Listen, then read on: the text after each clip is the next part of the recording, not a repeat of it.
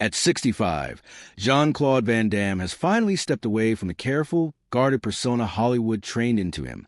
The action star known for decades as the Muscles from Brussels has opened up about his relationship with Chuck Norris, and what he shared is less a grudge than a quiet, unsettling look at the man behind an image so many people believed was unbreakable.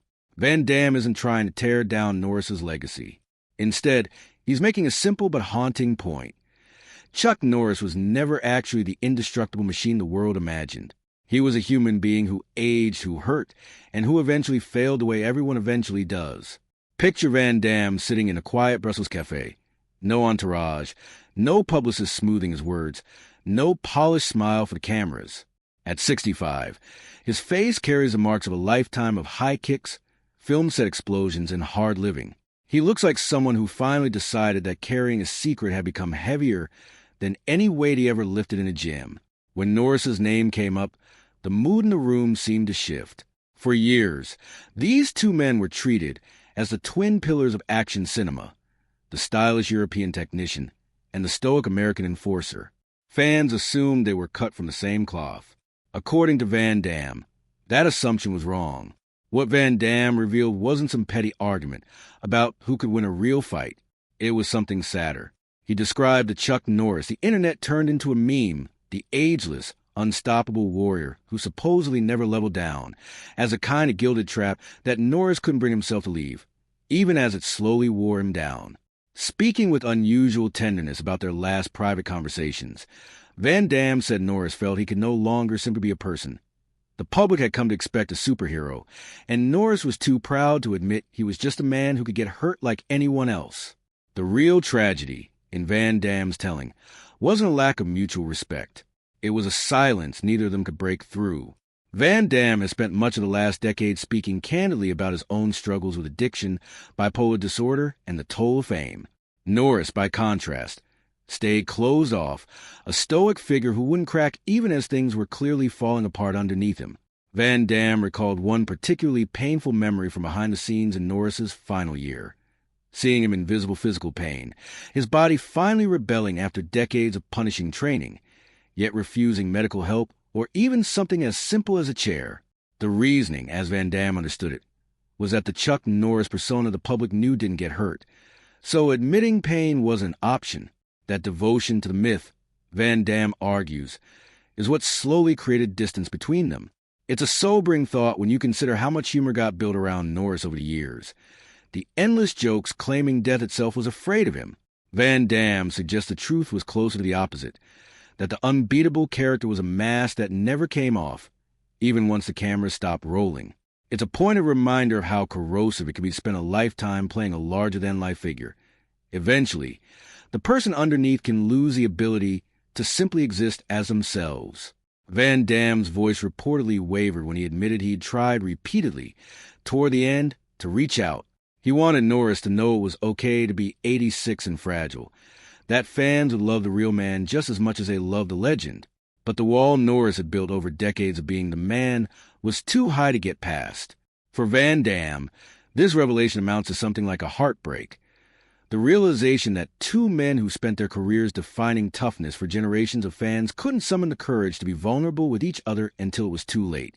Norris passed away on March 19th. 2026, and Van Damme described a final phone call where the silence on the line said more than any words could have. The silence, he felt, of a man who sensed the end was near, but remained too committed to his own image to say a real goodbye. To understand how these two men ended up so entangled, it helps to go back to the beginning, long before the splits, the box office numbers, or the internet jokes. This was a mentorship built in the sweaty, unglamorous reality of the 1980s martial arts scene. Before Jean-Claude was the Muscles from Brussels, he was a thin, flexible kid from Belgium with a heavy accent and a dream most of Hollywood laughed off. Norris didn't laugh. When Van Damme first landed in Los Angeles, he wasn't getting film offers. He was sleeping in his car and taking odd jobs while insisting to anyone who'd listen that he was the next great martial arts star. It was during that rough stretch that he crossed paths with Norris, who was already a major star, and owned a bar in Newport Beach called Woody's Wharf. Norris needed someone who could handle trouble if it broke out, so he hired the young Belgian as a bouncer. It's a striking image. one of the biggest action stars in the world, giving a future icon his first real job checking IDs and breaking up fights. But it became more than employment. Norris saw raw talent in Van Damme's kicking ability and brought him in as a sparring partner, training him in full contact sessions at his private gym, far from anything resembling movie set choreography. Van Damme has described those sessions as a kind of trial by fire, crediting Norris with instilling the discipline that eventually turned him from a competitive fighter into a screen star. Norris even helped him land his first film work, a small stunt and extra role in 1984's Missing in Action. For a while, Norris was less a boss than a mentor, the blueprint for what a martial arts action star could become. That dynamic shifted once the 1990s arrived, and Van Damme's own career took off with hits like Bloodsport and Kickboxer. The student had become a rival, and Hollywood only has so much room at the top. There was never a public feud, but distance grew naturally. Van Damme came to represent a flashier, more emotionally raw style of action filmmaking, while Norris settled into the role that would define the rest of his career, the stern, unshakable lawman of Walker, Texas Ranger. As their paths diverged, so did the way each man handled fame. Van Damme lived his struggles in public, the crashes, the rehab, the comebacks, while Norris doubled down on projecting invincibility. Even when they reunited decades later on the set of The Expendables 2, Van Damme sensed the old ease between them was gone, replaced by something more like reverence for a myth and the comfort of old friends. While the rest of the cast joked about aging and laughed at themselves, Norris stayed apart, carrying an aura that Van Damme said made him feel unreachable. No longer the man who used to sweat beside him in a Newport Beach gym, but a statue of himself. That distance is, in Van Damme's view, the real story behind their decades-long bond. A friendship built on shared struggle in the early 80s and shared success later on, but ultimately strained by the pressure of image. Van Damme found a kind of freedom in admitting he was broken. Norris, he suggests, was slowly crushed by the need to always appear strong, trapped in a role that demanded toughness even as his body was failing him. Norris's public image had always rested on real credibility rather than movie magic illusion. Stationed with the Air Force in South Korea in the late 1950s, he trained hard enough in Tang-Soo due to eventually found his own martial arts system, Chun-Kuk-Do, and to win championship titles before Hollywood ever noticed him. His breakout moment came opposite Bruce Lee in 1972's The Way of the Dragon, where their Coliseum fight scene became a benchmark for martial arts cinema. Through the Cannon Films era of the 1980s, he built a run of its playing disciplined, relentless American heroes, then carried that same persona into television with 9 seasons of Walker, Texas Ranger starting in 1993.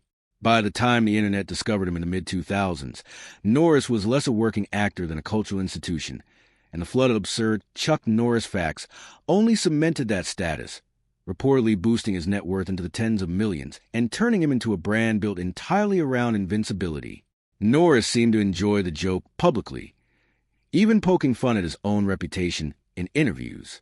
But Van Damme's account suggests that underneath the good humor, the myth became something closer to a cage, a version of himself the real Carlos Ray Norris felt obligated to keep performing long after his body had started asking for a break. Norris's death on March 19th, 2026, at age 86 in Hawaii sent shockwaves through a fan base that had spent 2 decades treating him as practically immortal thanks to the Chuck Norris facts meme culture that exploded online starting around 2005. TMZ first reported that he'd been hospitalized on Kauai following a sudden medical emergency, just days after posting a birthday video of himself sparring and repeating his signature line about not aging, only leveling up. His family statement, shared on Instagram, asked for privacy while describing him as more than a symbol of strength, a husband, father, and the center of their family life. Tributes poured in quickly. Sylvester Stallone, who had worked with Norris on The Expendables 2, praised him as thoroughly all-American. Arnold Schwarzenegger called him a genuine badass, both on and off screen. Even the official account for Bruce Lee, run by his daughter Shannon, shared an old photo from The Way of the Dragon with a simple farewell, a fitting bookend, since Norris's screen career effectively began opposite Lee in that same film's famous Coliseum showdown. Van Damme's own tribute stood apart from the others in tone. Where fellow stars spoke of an icon, his words carried more weight and hesitation.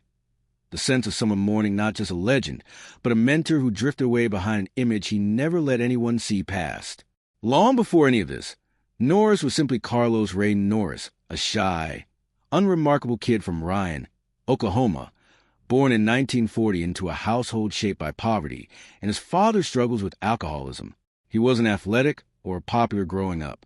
Everything changed when he joined the U.S. Air Force in 1958 and was stationed in South Korea, where he discovered Tang Soo Do and found, for the first time, a sense of control he'd never had as a child. He trained obsessively, eventually winning 6 consecutive world professional middleweight karate championships and building the foundation for a career that would carry him from martial arts competition into film and television, and eventually into internet folklore as an almost mythical figure of toughness. That drive to reinvent himself, Van Damme suggests, never fully let up, and it's part of what makes his passing feel like more than just the loss of an actor. Even at 86, still sparring on camera and insisting he didn't age, Norris was, in Van Damme's eyes, still performing a strength he'd spent a lifetime building as armor. He served as an airman first class decades earlier and, in a sense, never stopped standing guard over the character he'd created, even with the people closest to him. Van Damme frames his revelation not as an attack, but as a kind of eulogy for a friend he could never quite fully reach, a reminder that a man who lived so completely as a legend spent his whole life keeping the world, and sometimes even those nearest him, from seeing the human being underneath